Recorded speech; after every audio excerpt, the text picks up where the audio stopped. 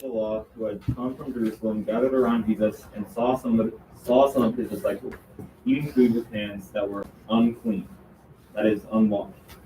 The Pharisees and all the Jews do not eat unless they give their hands a ceremonial washing, holding to the tradition of the elders. Okay, pause right there. No, keep going, sorry. When they come from the marketplace, they do not eat unless they wash. And they observe many other traditions, such as washing of the cups, pitchers, and kettles.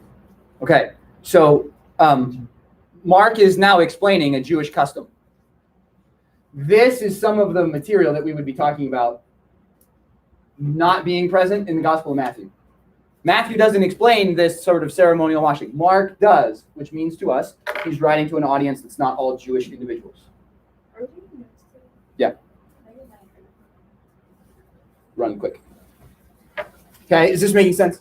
So Mark is taking a second to explain the traditions that are present.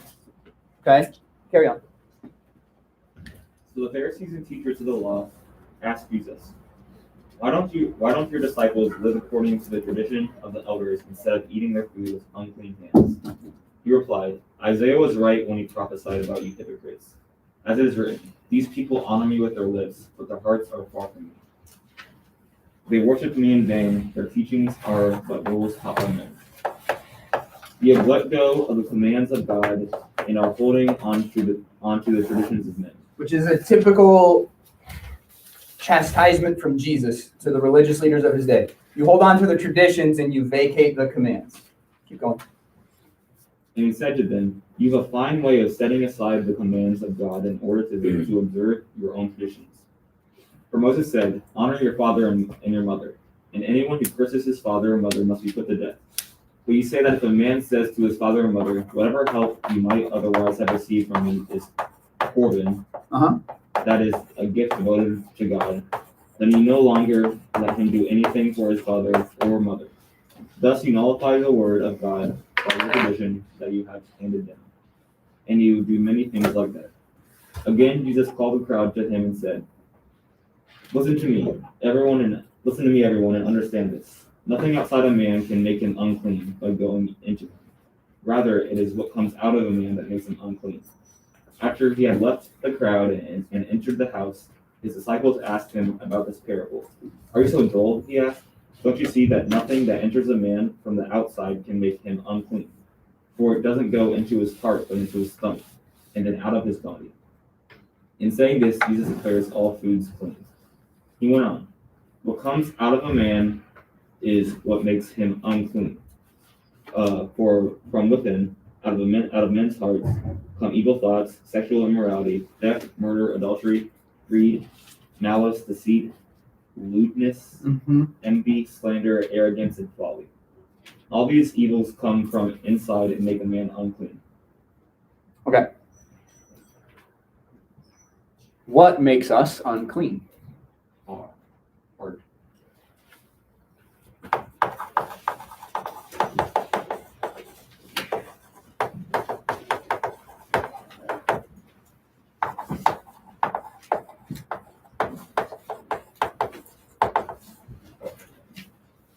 The condition, the tendency of our heart, and then the choice that we make on top of it. Just set it in. All against the back. Yeah, in the back for there for a minute, and then we'll set it up here in a second. Okay? Don't hit somebody in the head. Yeah, watch out.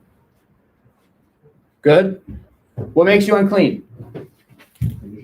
Condition of your heart, and then the choice that you make based on that condition. Is this making sense? So, for Jesus, how does the clean, unclean distinction work? Is it outside in or inside out? Inside out.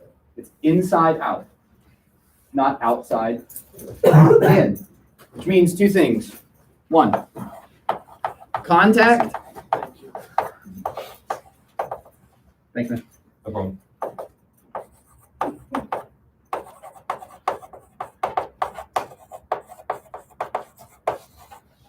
Contact does not make you unclean.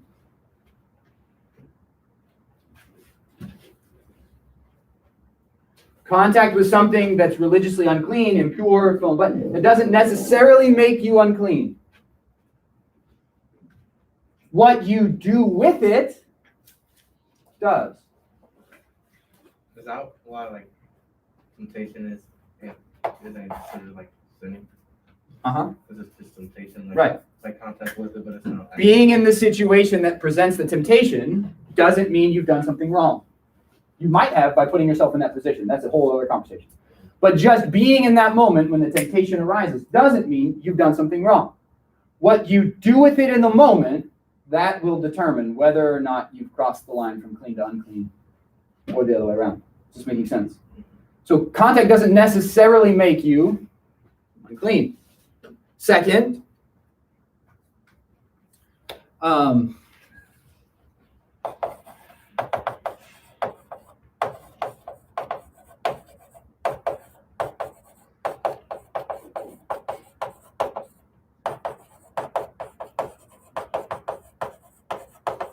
being clean is internal and intentional.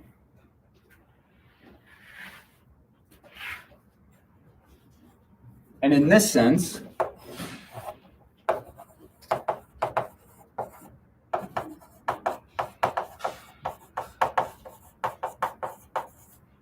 needs intervention. Look at the way Jesus described it. What is in the heart produces something in you that demonstrates uncleanness. So to be clean means we have to deal with the condition of the heart.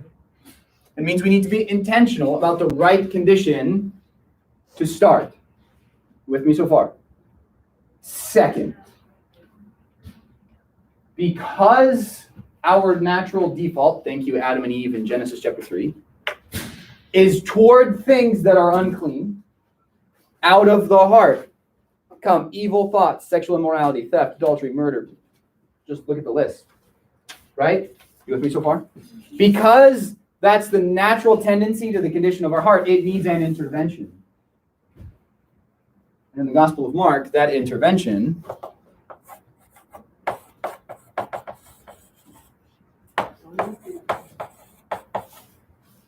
is the work of Jesus.